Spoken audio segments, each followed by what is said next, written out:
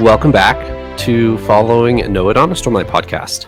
This week is episode 209, and we're in chapters 20 through 34 of The Lost Metal.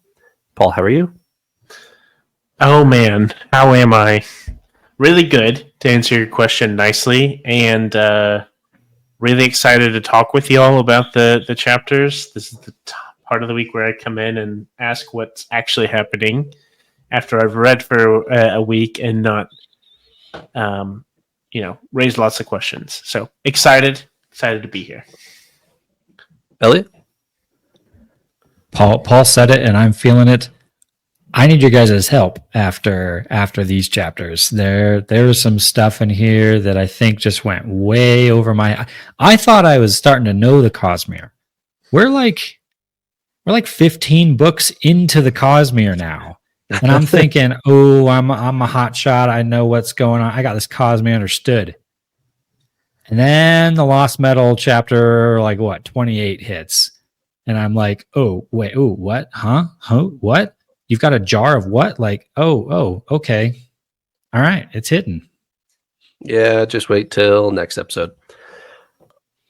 Let's roll intro, and then I believe we have a patron from Paul. Dun, dun, dun.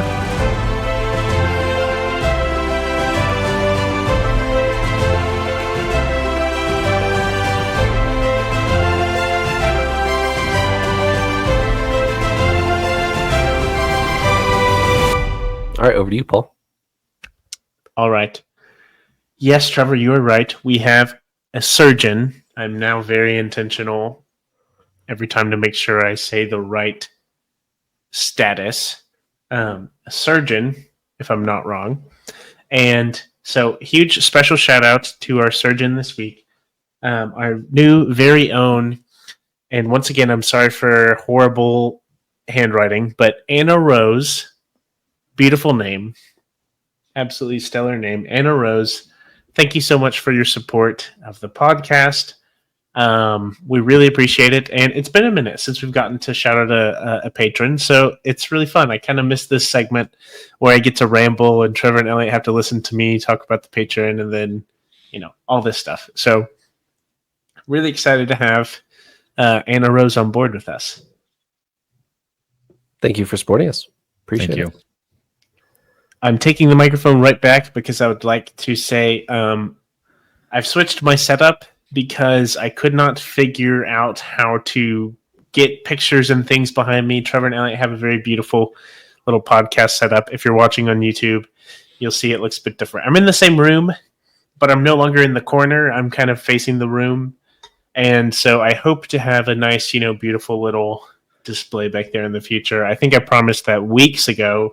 Said, don't worry, guys, I'll have my background all set, and then I didn't follow through, so I'd like to formally apologize as well. So, you got your Roshar map. You've got all the essentials. Yeah, you got Roshar. It's sitting up right now. I do have the Roshar map sitting up. It has not been hung on the wall yet. That'll be next. All right. Let's get a summary from Eliot, and then I really want to talk about chapter 20. We kick off with a doozy this week. Go ahead, Eliot. Okay. I'm going to gloss over a lot because one, we covered a lot of chapters, and two, if I try talking all the details, it'll just be me talking for the entire episode. So, highlights of what we saw in our chapters here from the Lost Metal, chapters 20 through 34. We left off with Marcy deciding she's going to pull this sting operation where they pretend to be the delivery boys of the set. They dress up like them all. They take their trucks. They're driving to Bilming to pretend to deliver the stuff and to arrest them all. Well, they get there and they bump into the Bilming police force also trying to make some kind of arrest sting.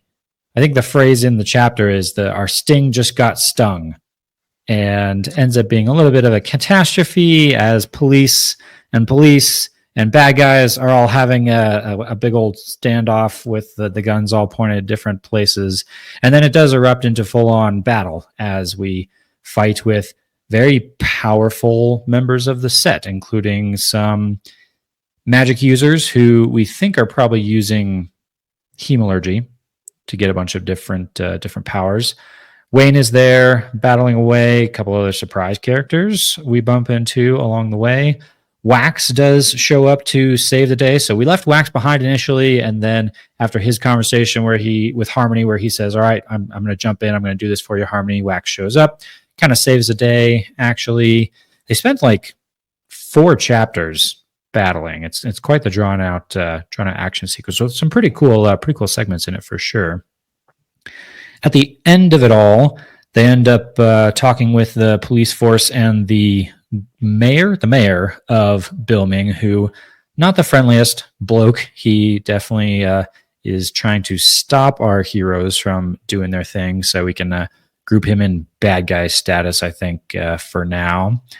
And then let's see. Oh, Death shows up while they're talking to the police, right? They're in the police station, and Marsh just comes sauntering straight through the middle of the police station with everyone staring him down. And yeah, that was quite the jaw drop moment. He makes a statement there for sure.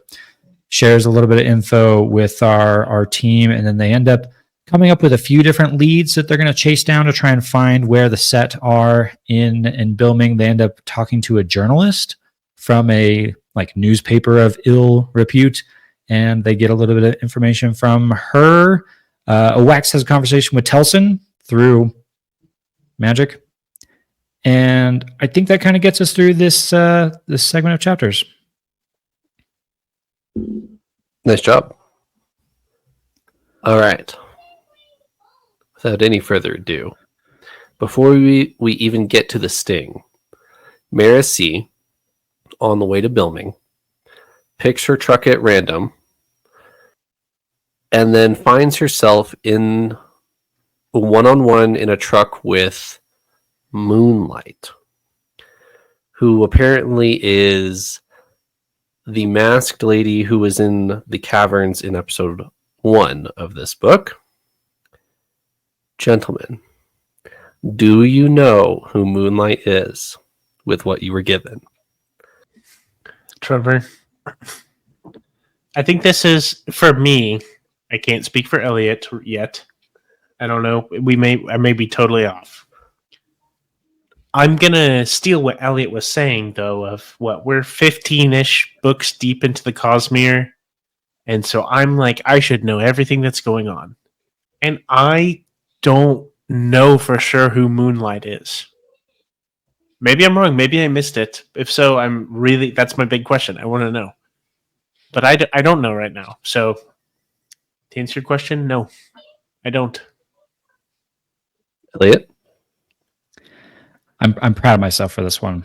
I've learned there's been world hoppers in the past recently that I've missed or completely didn't know who it was. This one I knew right off the bat for a couple reasons. I had a leg up because not very long ago I re-listened to the audiobook of The Emperor's Soul.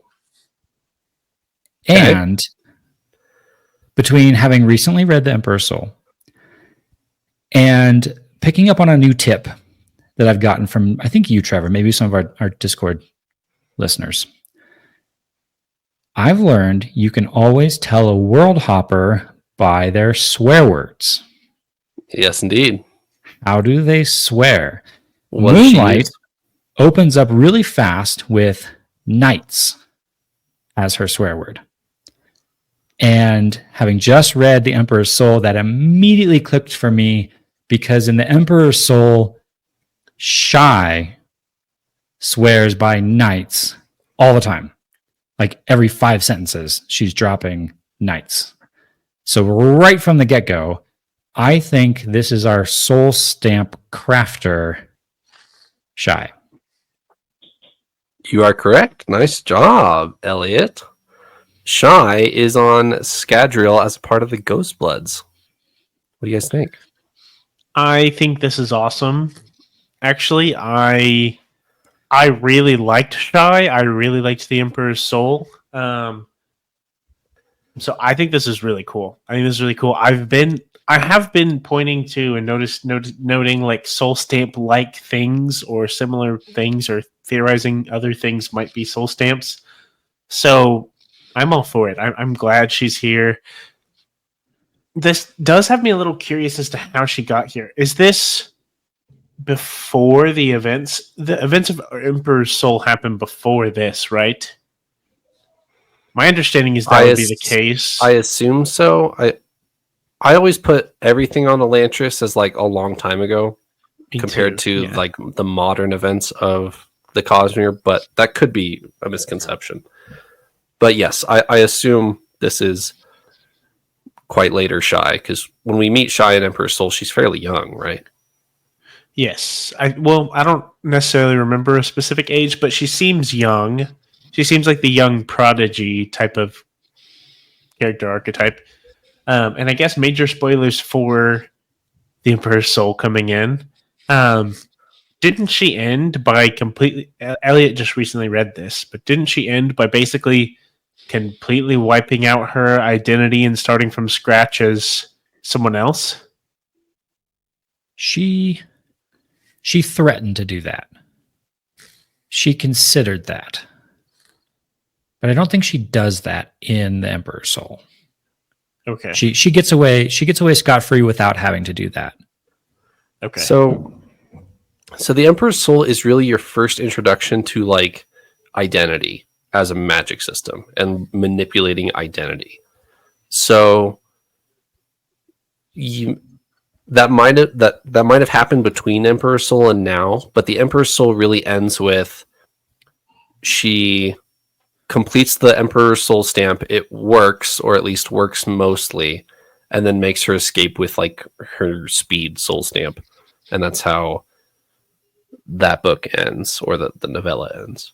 So yes, I assume this is much later. She's somehow gotten included with the Ghost Bloods.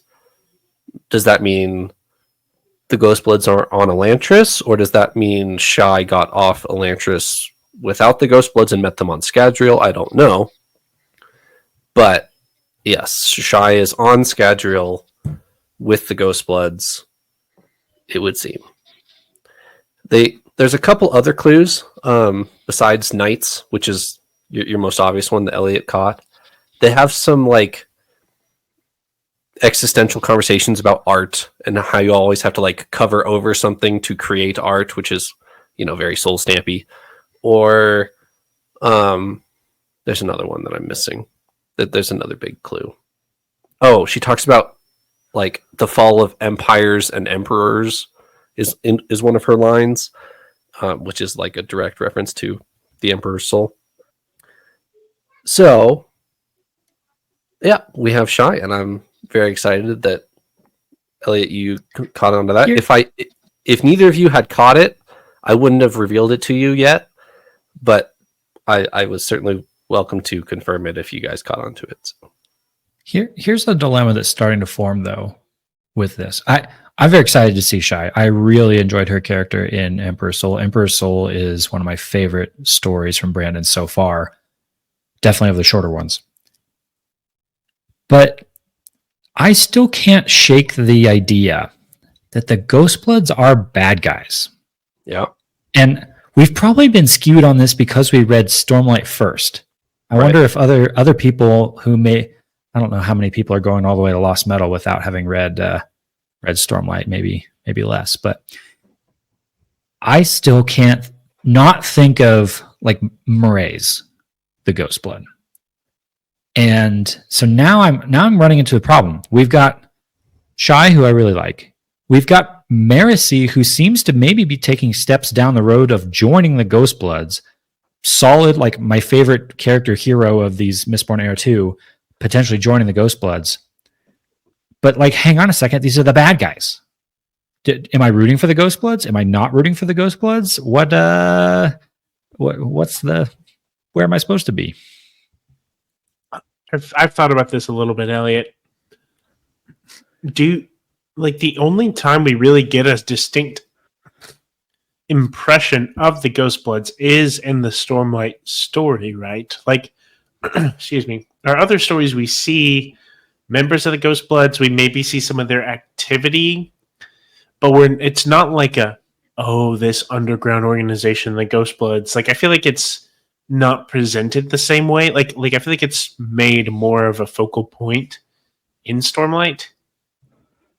And I feel like we don't get that elsewhere much. Like, there's people from all over in the Ghost Bloods, but in the stories we've read, are there other times that it showcases it more?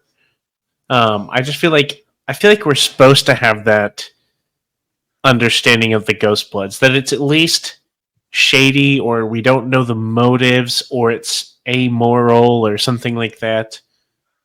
So, because of what we're shown. coming off of Stormlight, you are supposed to view Ghost Bloods as a negative force for Roshar. That Maraise makes it extremely clear that Thydakar is not in this for Roshar. He does not care about, Kaladin and Dalinar and honor, etc., etc. He's in it for Scadrial. And the whole reason why the Ghost Bloods are on Roshar, which is before this, is they're trying to get Stormlight or Investiture in general off of the planet in like a compact form, like a disk drive. So that's their whole goal, is to get transferable investiture. So within the context of Stormlight, I believe they are a nefarious force. But by the time Stormlight 5 ends next year, could the Ghost Bloods be in a more positive light? Perhaps. But now I'm like trying to envision a shy Marisi Shallan like hero trio book in the next era of, I don't know, Mistborn or something, but that'd be wild. I think you misspoke there. You meant to say Light Song, but yeah, I'm looking for that. You're I'm right. looking for that story as Mhm. well.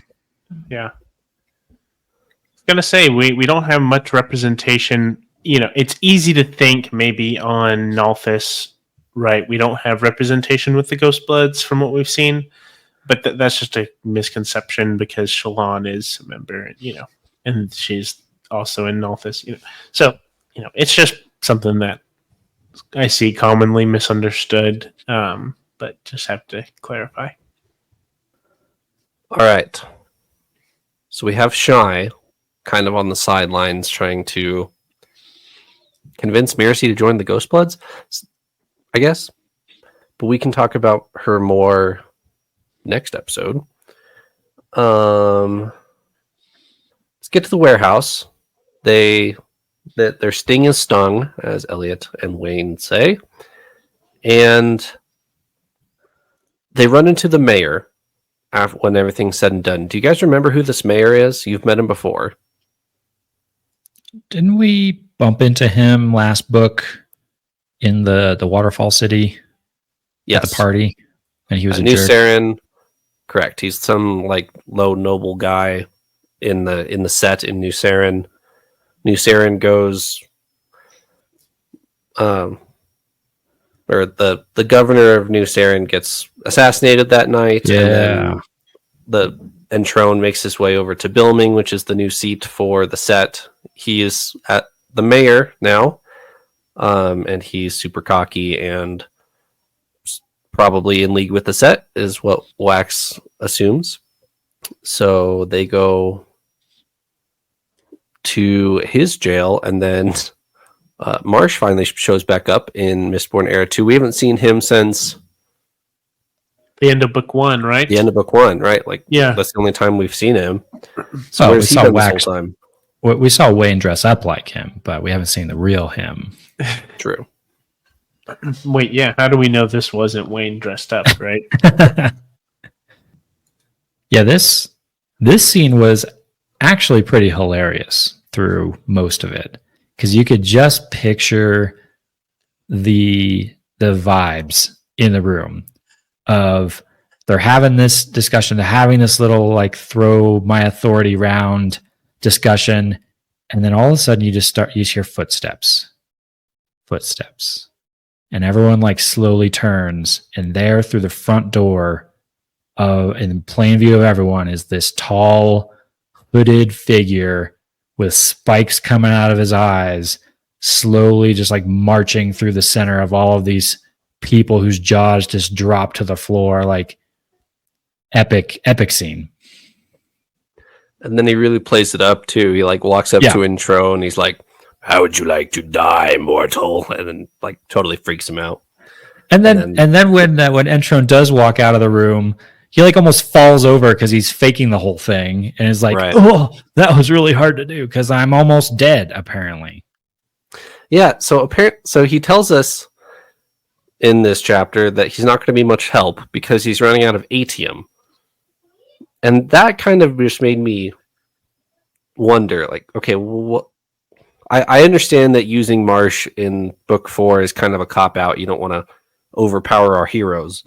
But why does Harmonium not work in sustaining Marsh? Do you guys have any ideas? Did they even talk about this? Why he can't use Harmonium? I don't recall them talking about that specifically, but in my mind, it doesn't feel surprising much at all because somebody gave Wax a lecture. Was it the Condra guy about Harmonium? Like the fact that Harmonium is a different metal and it has different properties and powers because it truly is the combination of preservation and ruin with all the limitations that come with that. Atium is just straight up preservation. So you sure? Yes. Atium is AT, that's ruin. Lerasium is from preservation. And Lerasium's the one that makes you a Mistborn. Atium's the one that makes you see the future. So Atium is ruins? Yes. See that ruins where I was where I was going to go with that. In my mind, I had Atium associated with preservation. So when he says, "Oh, I need Atium to not die," I was like, "Oh, well, of course, yeah, preservation." But no, you're right, aren't you? It's because that's the whole plot line of our first era is they're hoarding the ATM to. Yeah, that's what I was thinking. That's the only way I can remember that. I typically think of ATM with the preservation side, but yeah, it's like the whole point is that ATM is Ruin's power, almost, or his investiture, somewhat kind of incarnate.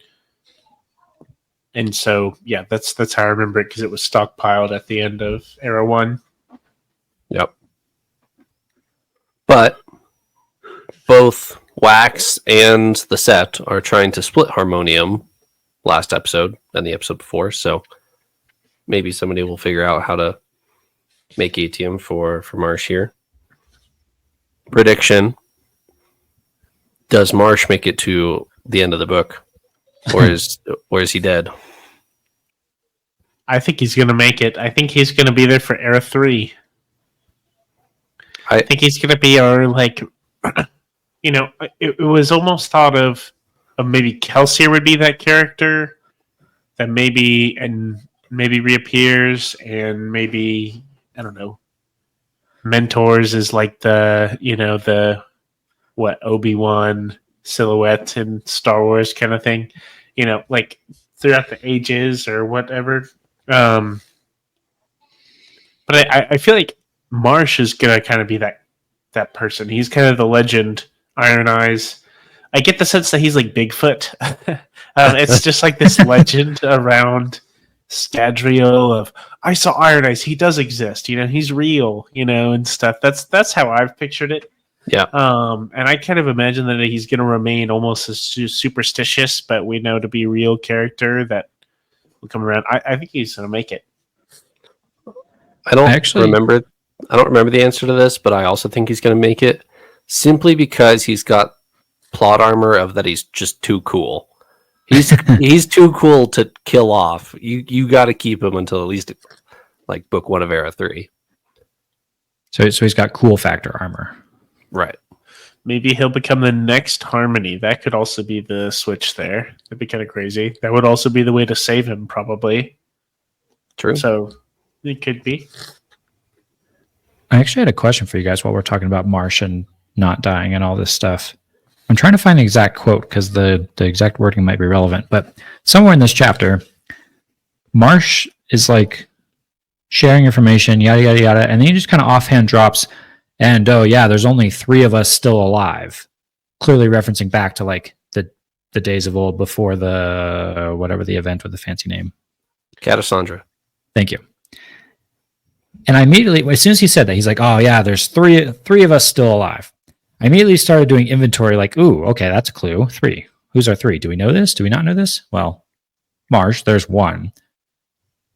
But I immediately hesitated as I tried to go any further because Sazed maybe is another one of those. How does Marsh consider alive? Is Ascended to Shard Hood still alive? Like, probably. But then the next obvious number 3 would be Kelsier, who's very definitely dead, sort of. Right. So, like, is he still alive? So I clued in on that, like, ooh, this is going to give me helpful information, and then very quickly realized maybe not at all. But in Marsh's perspective, there's 3 of the old crew still alive. There's a 4th candidate in there as well. That's I was going to say definitely still alive. My only other character question with this is Spook. Where is Spook? Is he alive? I don't actually know what Spook is, what he's like right now. We've at least seen what our other characters are doing or ascended to or whatever they are. But have we seen officially for Spook?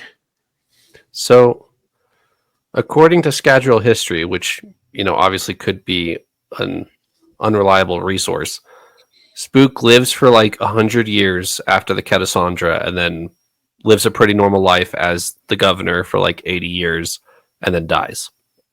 So, do with that information what you will. What I'm referring to is Tensoon. Tensoon is still very much alive and still very much kicking. But would Marsh consider him part of the crew? Right. I don't think he would. I think you're right, he's definitely alive. But I don't think Marsh would consider him one of the originals. Right. Because Marsh wasn't even part of the crew. Off. Yeah. He was off doing his Inquisitor thing while Tensoon came onto the scene. Right. Let me read the quote really quick and then we can maybe try and move on to other stuff. But he actually is even talking about Kelsier in this segment because they're talking about the survivor. And then Marsh goes, he's close to alive. After a fashion, he's less alive than I am, but perhaps more than other ghosts? It's hard to say. 3 of us remain from that original crew after all this time. Only 3. Legs to a tripod, balancing one another. And I imagine him like gazing off in the distance and like rambling on into nothing. It's really funny to hear Eliot's interpretation compared to Michael Kramer's interpretation because the entire time Michael Kramer's reading this scene, it's like this really dark, intense, gravelly voice. He's like, there's 3 of us, legs to a tripod, blah, blah, blah. And then Eliot, you're like, yes, there's still 3 of us alive. Yeah. It's got a bit more whimsy. Yeah. Marsh is a softie on the inside. He is. He's all hard and mean on the outside. He's a softie. Yes, I do believe he's referring to himself, Sazed, and Kelsier. And the 3 of them have different states of alivehood. I mean, you can't really say that any of the 3 of them are like completely alive. Right. But none of the 3 of them are completely dead either, so I guess maybe the only thing I take away from that perhaps is confirmation Spook is not alive? Question mark. I think Spook is dead. I wouldn't hold on to that theory. That's fair. I really didn't remember what his status was, so I'm fine with that. Yeah, I think Trevor's red herring us again. It's been a while since he's done this on us, but I think he knows. He I already didn't bring up remembers Spook. that Spook comes back. He's read into Sunlit this Man. book. He's red herring us. Yeah, he knows that Spook comes back at the end with the Bands of Mourning and becomes autonomy, and he's trying to, he's trying to get us off the scent. But we know exactly. Goodbye. Oh, he's back. Somebody just set up a chainsaw outside my window. Nice. Okay. Well, we had some SpaceX rockets launching. I could hear. Where were we? The warehouse. There's a nice action sequence where Wax shows up and saves the day, and I can just picture this as like some like slow-mo Marvel action sequence where we're just watching everybody in slow-mo, and then Wayne and not Wayne are zipping around the battlefield just smacking each other with sticks. Very odd. The anti-Wayne is particularly odd. They've apparently specifically crafted an anti-Wayne with hemalurgical powers. How very specific. This was one of those moments that, more than anything, I wished I could see. Like, I could see a well done on screen adaptation of this scene. It sounds very, it is very funny and cool. The like kind of anti Wayne, they have the same powers, but it was almost hard for me to picture what these fights were like. Like this, it's like he's making a bubble, and sometimes she'll make a bubble and enter into his bubble, and like with the speed bubbles and everything. And so it's just like a lot going Double on. bubble. Exactly. Double bubble trouble right now. And Right. it's just out of hand. but I definitely get this picture of like, it was it was a totally new, I guess, fighting magic thing unlocked in my brain. It was very, I don't know. It was very intense, and I imagine would be very comical to see on a screen, because it's like, if he gets out of the bubble and he makes his own isolated bubble, he's kind of right while he's waiting for her to redo her bubble, or whoever's redoing their bubble. He's just kind of sitting there for a while. I imagine, like, I picture this really funny dichotomy of like really fast paced fight where they're, to an outside person's perspective, they're literally like flying in a blur and all this stuff, and then like moments where he's just kind of like sitting there or something, like that's how I picture it, which was very interesting. But yeah, I was wondering about this. This is the only like anti-character we see, right? Like, this is very intentional. This is Wayne but evil. Right. Like Wayne's powers, but evil. Do you think later we're gonna see like some more like carbon copy type characters that, are we gonna see an anti-Wax specifically, or something like that? In this chapter, they have the set coin shot guy, but I don't know if he's right. like, I don't know if he's super like Wax copy like the other. What the Wayne copy's directly a Wayne copy? I don't know. Wax's opponent seems like they just went for max power. They're just like, man, Wax is really good and powerful. We just need to go like pour all the serums into the pot and drink this. That's who he's fighting. That's true. Which I feel, I could be wrong, but I feel like this is the first time in Era 2 that we've seen someone with like thug powers, like pewter burning powers. I could be wrong, but that's something that I feel like was really prevalent to see, these pewter arms and thugs in Mistborn Era 1, and hasn't been here, which it is different. This is more Wild West gun shoots and coin shots than hand-to-hand combat. But that was something that kind of surprised me, because it felt very prevalent before, and there probably have been more thugs, but this is the first time I remember it being a major thing that they're really strong, There have been a couple set like lieutenant guys who have been pewter burners, like on the there's a train robbery scene where the set guy is pewter and like bends a shotgun in half and stuff. Like so it's kind of been in the shadows. There hasn't really been a main character with pewter, that's for sure. So we get past the warehouse, we get past the mayor, and they go to an apartment of some conspiracy theorist guy. And he was a chemist for a tire company. But then he like tried to blow the whistle on him that it wasn't really a tire company, it was a front for moving goods in and out of the city. The set come for him. They seem to have come and killed him and then covered it up, is what they settle on. But then he left a clue of who he was leaking information to. They go to one of the most disreputable newspapers in the city. And the poor editor lady is locked in her attic, afraid to show her face, because rightfully so, the set killed her informant guy. And right before they get to her, and right as they get to her, she drops, or there's two drops of, or there's two nods that Rosharans are on Scadrial. Did you catch either one, guys? I picked up a fair amount from Moonlight's discussion. She makes several Rosharan roughly references. I think she talks about odium directly at one point. Yeah, she does. That was back in chapter 20. Yeah, that's a little ways back. But I don't think I did note down anything in these chapters.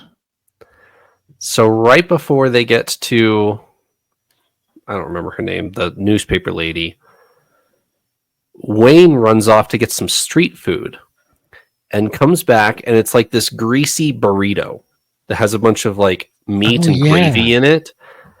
And Wax says, "I've never seen that before. What is that?"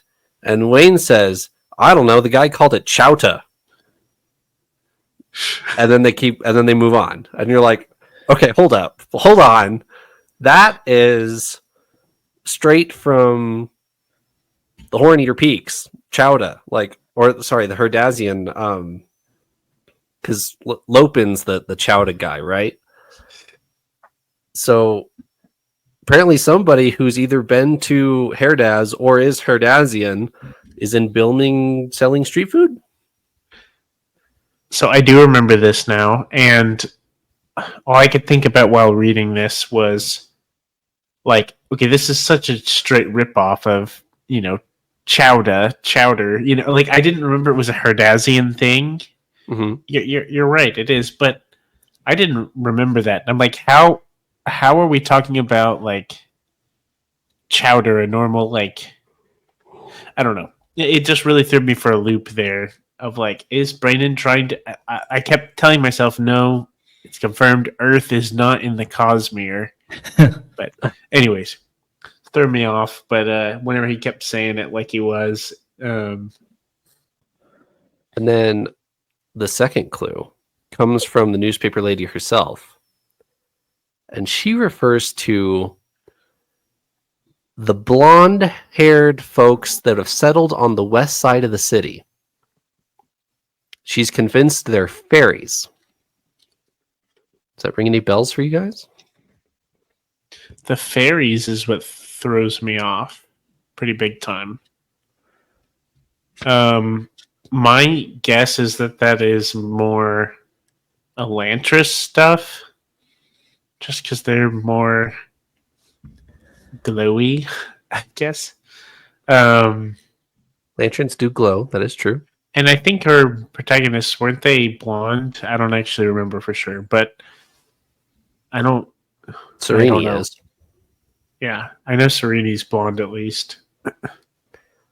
Come on. Who's the blonde-haired people? You can do it. Is this Go ahead, Eliot. If you got it, go ahead. Well, I'm just throwing things out there. Are these the Thalens? Is that the who's blonde? They're the people with the eyebrows, aren't they?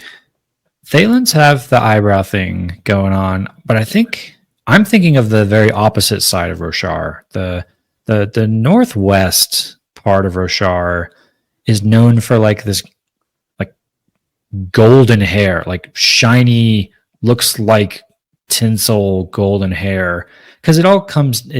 I think part of that feeds into like Adolin's bloodline. I think his There you mother go. Evie is from that There you go. that place, and so like that's why Adolin has that like half blonde, half black. But just because some immigrants to the city have blonde hair does not immediately make me jump to Rosharans. Oh, come on. You get one line and you don't immediately make 10 assumptions? Oh, don't get me wrong. I'll do that all day. But the this one in particular, It is a bit of a shallow like description, I guess. But who is this group and why are they here?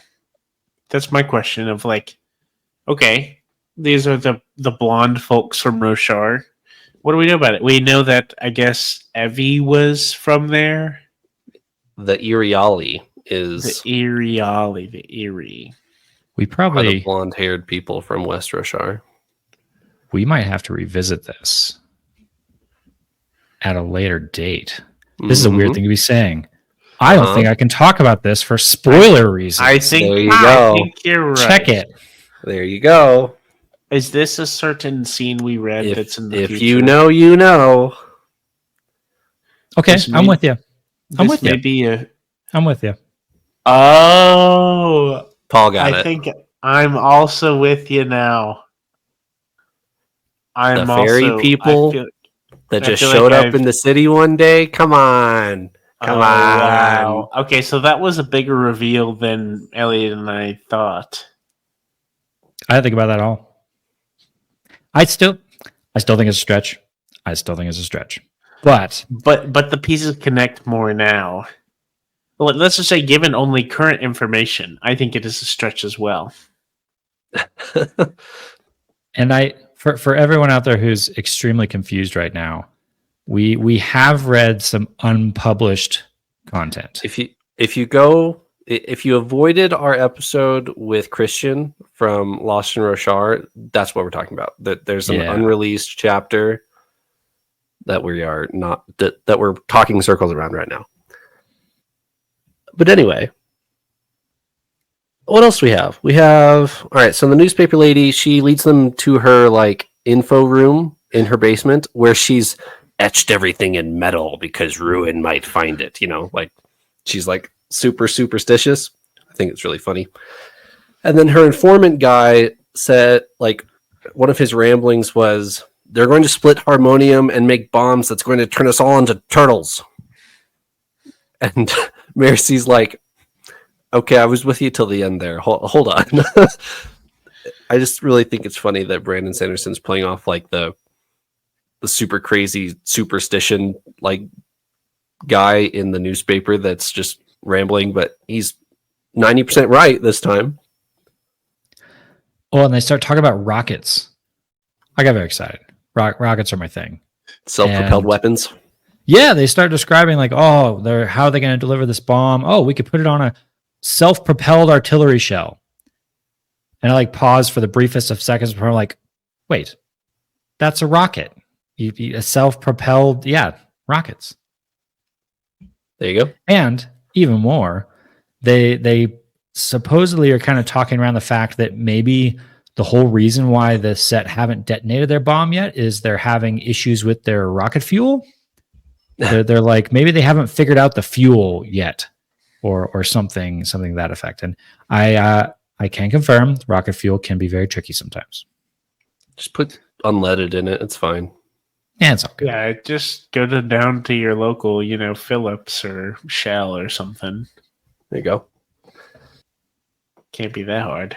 They've got cars. Just put some gas in there. Speaking of bombs, there's a question I had to ask you guys. They find this picture, or they think it's like an actual picture of a bombed city.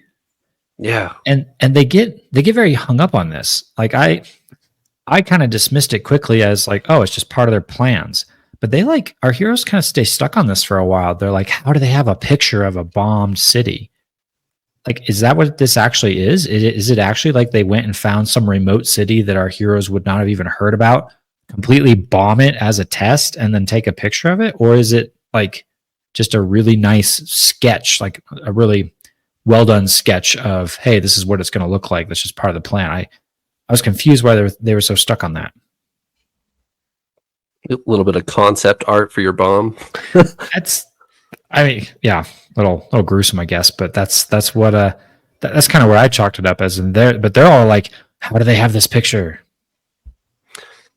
I don't know the answer for you. Time travel? It's hard for me to believe that it could be like it's from some other place that's maybe more developed or something. But it's hard for me to believe that this was just a sketch, like a theory sketch from someone who's like, this is what might happen. And they draw a picture of a destroyed city. That's hard for me to, that's kind of hard for me to believe. I could see that this has happened, but I don't know where. What if? Don't know who. Hang on, thoughts are coming to me as I say this. What if it's from off world? What if this is something that one of Autonomy's people has brought, because like they've had wars on Taldane or wherever Autonomy is from, and so someone sparked this idea with this picture saying, well, back on our world, we've done this to cities that have tried to mess with us. And then now Telson and all her people are like, oh, we can figure out how to build that. And like, that's what's how this all has come about. Or maybe they're even just threatening the set of, we won't do this unless you do this for us, right? Could be. I didn't even off world. I think that's most likely as well. I agree. It's probably a picture of like Threnody or something like that. And I miss Threnody. I don't. Yeah. I like the name Threnody. I want a full-length novel on Threnody. That'd be cool. I actually agree with you. I liked the setting, but didn't spend much time there. Anything else? Telson walks in at the end of the episode, but I mean, she doesn't reveal too much. She full on walks in at the end of the episode, and earlier, Wax has a conversation with her directly through the Trillium earring. And we definitely skirted on villain monologue territory of sit down and let me explain my plans to you, kind of nice Trillium phone call. Apparently. Yeah. I enjoyed this scene a lot, the Trillium FaceTime phone call thing, because I feel like this is important for Wax's character development, right? As we follow Wax in this story. He mentions, I think in maybe a previous episode, he mentions like this, I don't want to wait, I don't want to see like Telson, or we're thinking of all the things that can go wrong. And if there's anything that I've learned from the Olympics going on, where I've watched various events such as judo, the most important, the most effective defense is a good offense. And it's easy to try and like settle into this like defensive groove of trying not to lose, but you have to try to win, and that's probably the best way to not lose. And so that was also a very ridiculous comparison I just made, but I was just on my mind and it went out. So there we are. But all that being said, I think it's really good that Wax is doing this. I think he's getting a lot of information.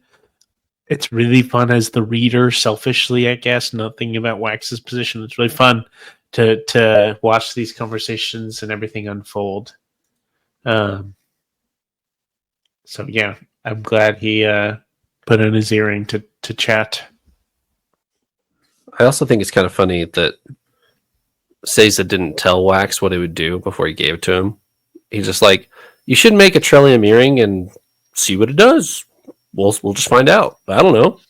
It's just an idea I had.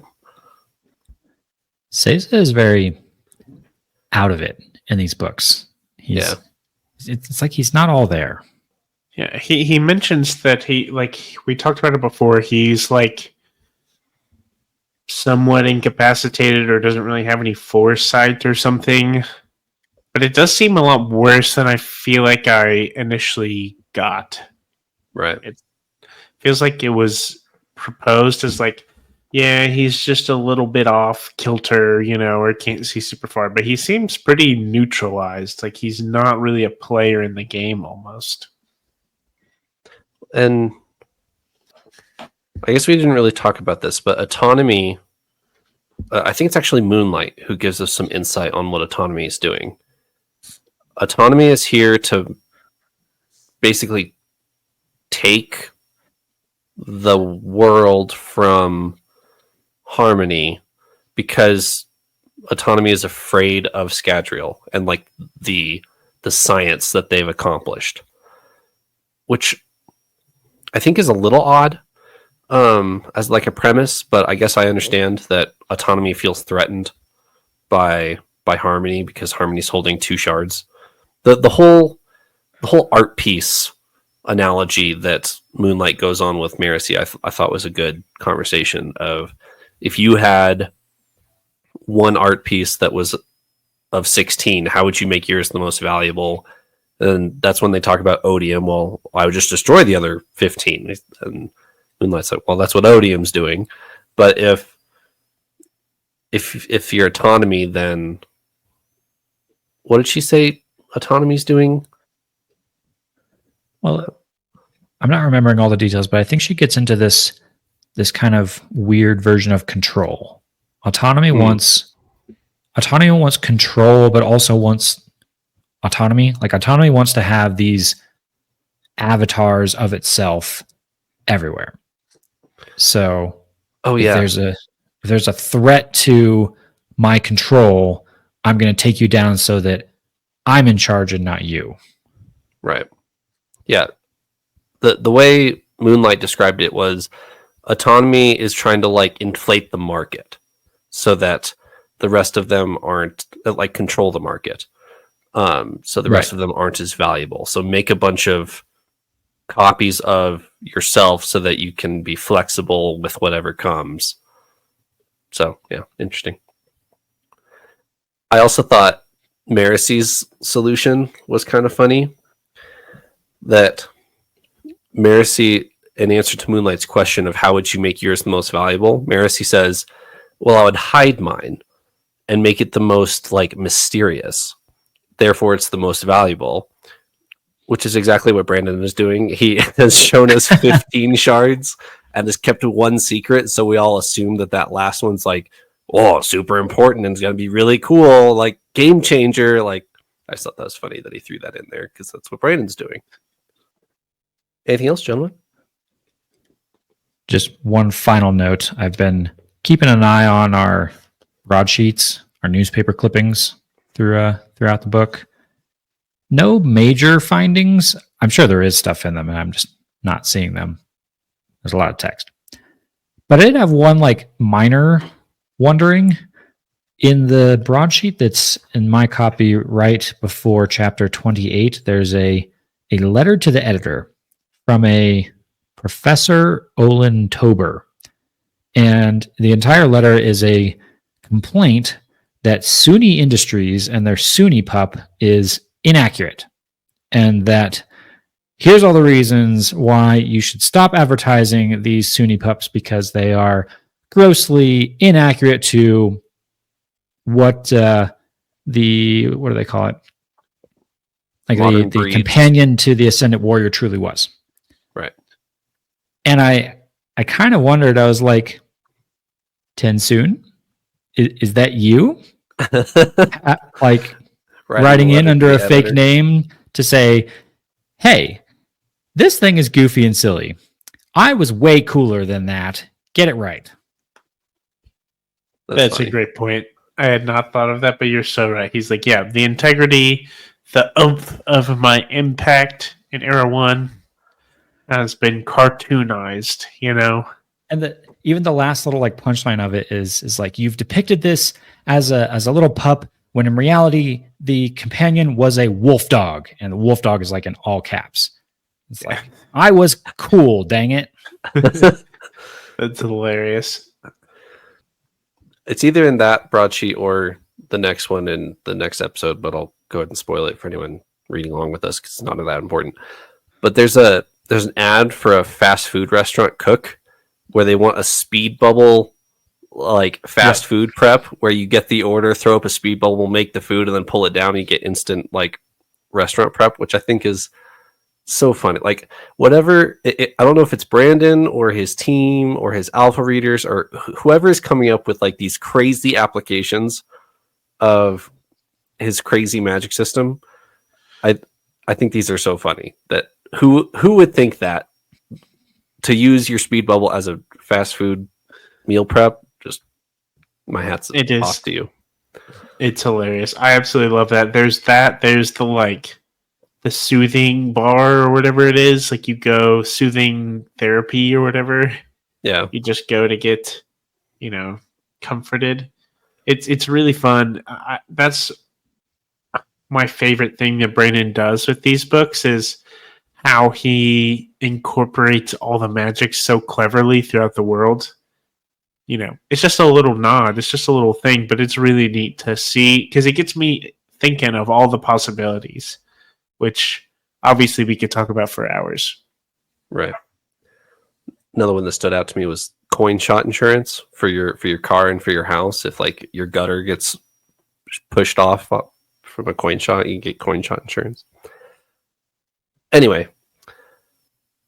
do you guys want to do Stormlight review, or should we close it there? Well, I'm always ready for Stormlight review. Always ready to remember how little I remember about this. Oh dear. Yeah, sign me up, I guess. Okay. For a little bit of recap, I believe we're 11-8. Somebody correct me if that's incorrect, but I think it's 11-8 in Eliot's favor. Paul, you're going to lead this. I'm going to give you a chapter name of a Stormlight chapter. Give me a brief summary of what happened in said chapter. Your chapter name is Stormwall. Kaladin. Kaladin goes. This is when the what is it? I think at the end of Words of Radiance, when the storm is rolling in, and him and Shallan are trying to race back to safety, and they just see the looming storm wall coming in. Incorrect. This is a tough one. There's a lot of storms in the Stormlight archive. Yes. This is either the time where Kaladin throws up the Windspread bubble and protects a bunch of people from the storm. I just read that in my reread. I don't think it is that, though. That's not my guess. My guess is actually way later, like end of Oathbringer, when they're setting up for battle around Thalen City and the Everstorm is coming in. Incorrect. This is one of your first high storms in the book when Kaladin is strung up and he's talking to his men. Remember when I just said Kaladin? I should have left it at that. True. All right, Eliot, here's your quote ID. Who is speaking? If you lose your mind as you age, pray to the Almighty. There are people like myself willing to give you a good death. People who care enough not to snicker, but instead hold the sword for you as you fall on it. I want to go by the cynicism in that quote and say that this is Moash. Incorrect. Okay, I think this is Mr. Sadius.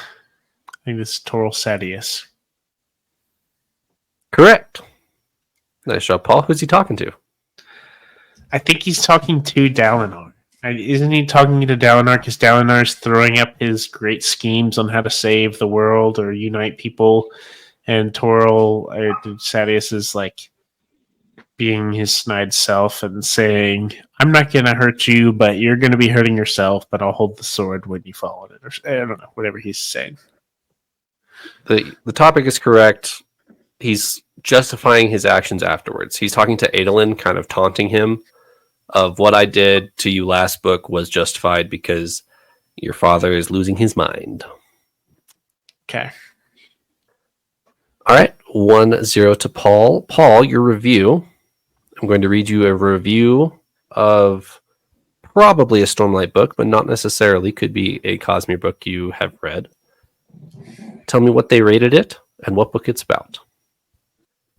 Oh, Brandon, where is your editor? Is their span read broken? Have they lost their wit?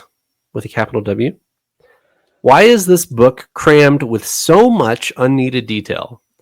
It's a slog to get through. The plot covered in a thick layer of creme. I'm going to say that this is Rhythm of War. And the rating is actually the hard one for me. It really was a roast. He was like, where's your editor? This is long and unnecessary. Plus, where's your wit? Plus ratio. Like, this is pretty brutal. I'm going to go with one that I think is unbelievable. But I'm going to say that this is Rhythm of War. In that it is I'm going to say it's a... I'm torn between 1 or 2 stars. I'm going to go with the illogical one. I'm going to say this is 1 star out of 5 for Rhythm of War. All right, Eliot.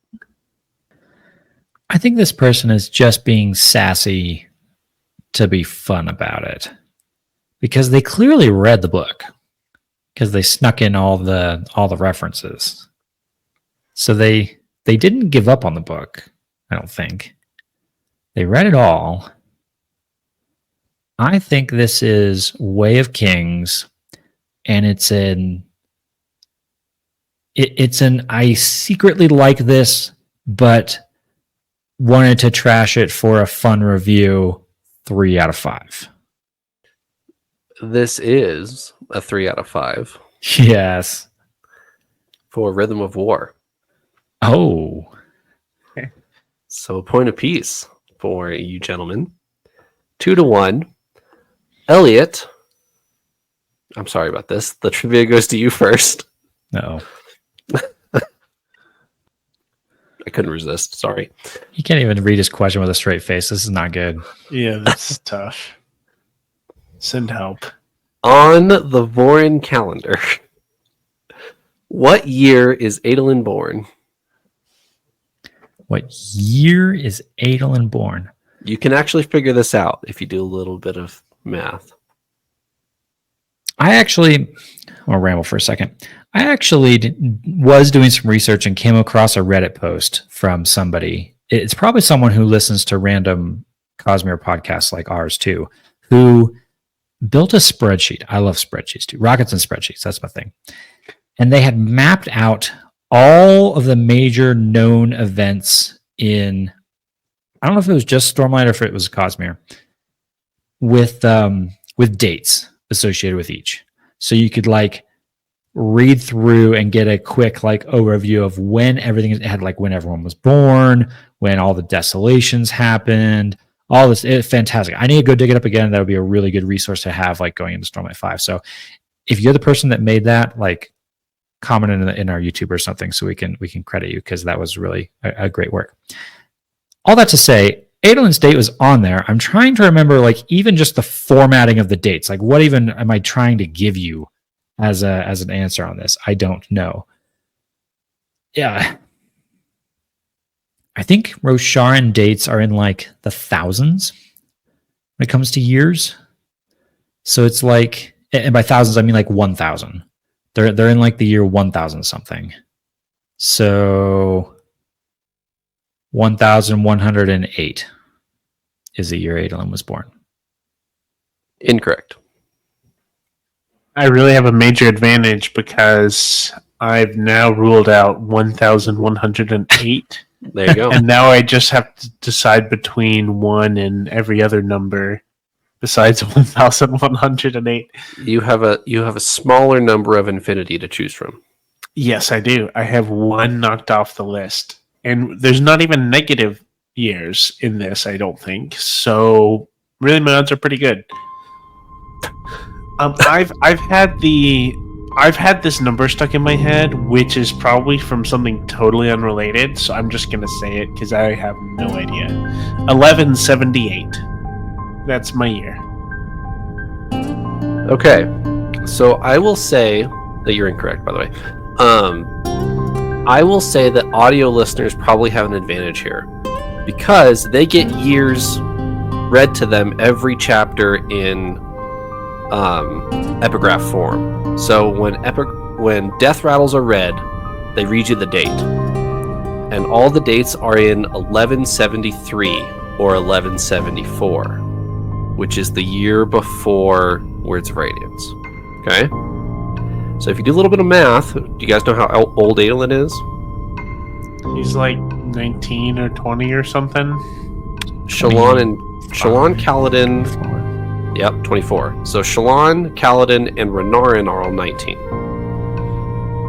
Adolin is 4 or 5 years older than them, and he was born in 1150. So there is your quick math for that. I'm very happy that I even got the 100th of the year correct. That I was even roughly in the ballpark. I'm fine with that. But the point does go to Paul. We will reconvene next week at 11 to 9. Thanks for joining me, Paul and Eliot. Well done. The beginning of my major comeback. Let's go. See y'all next week.